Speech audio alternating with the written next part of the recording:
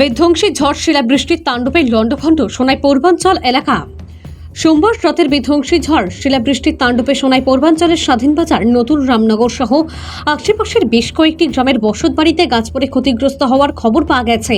সোমবার রাত আনুমানিক 10:40 সময় বয়ে আসা ঝড়ের তাণ্ডবে উড়িয়ে নিয়ে যায় অনেক মানুষের ঘরের টিন। বৃষ্টির জলে ভিজে নষ্ট হয়ে যায় ঘরে থাকা বিভিন্ন আসবাবপত্র। তাছাড়া ঘরে থাকা যাবতীয় নথিপত্র ভিজে যায়।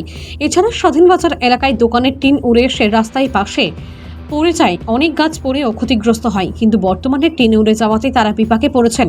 বসতঘর মেরামতির জন্য বিভাগীয় কর্তৃপক্ষের পাশাপাশি জেলায়ুক্তের হস্তক্ষেপ কামনা করেছেন ক্ষতিগ্রস্তরা। আমি আনসারুল্লাহ বড়বইয়া, আমার বাড়ি স্বাধীনবাজার জিপির অন্তর্গত দক্ষিণ দশম খণ্ড খোলা গ্রামে। এই জ্বর তুফানে আমার ঘরের অবস্থা খুব কাহিল। আমার ঘরের মধ্যে দুইটা ফিজিক্যালি হ্যান্ডিক্যাপ মানুষ, আমার ভাই এবং বোন, আমার মা 80 বছরের বৃদ্ধ মা এবং আমার একটা মেয়ে, আমার ফ্যামিলি লইয়া যখন তুফানে আমার ঘর ফেলাইছে। মানুষ মরার খুব সম্ভাবনা আছে, কিন্তু আমার আল্লাহ আমার মানুষগুলো আমি বাঁচিয়েছি। এখানে চকির তলে আমার বাঁচিয়েছি, নাহলে বাঁচার কোনো উপায় নেই। 6জন মানুষ মারা গেলাম মানে আল্লাহ আমার বাঁচাইছেন। আমার আর খোয়ার কিচ্ছু নাই, আমার ওখানে হই আর যে আমি স্বয়ং আল্লাহ আমার বাঁচাই। বর্তমানে আমি অসহায়।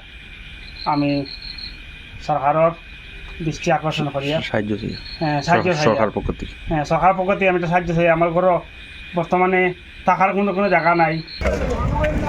10:40 সময় মানে অপর্যন্ত শিলাবৃষ্টি হয়েছে সোনাই পূর্বাঞ্চল, স্বাধীনবাজার, কোলাগ্রাম, গড়াখান্দি, নতুন রামনগর, কচুদরম। অতিরিক্ত শিলাবৃষ্টি, যে শিলাবৃষ্টি মানুষের বেশি ক্ষয়ক্ষতি হয়েছে।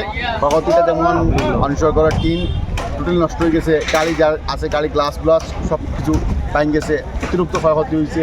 যেমন আজকে আমার এখানে উপস্থিত আছে বাজারের মধ্যে যে অতিরিক্ত ক্ষয়ক্ষতি হয়েছে।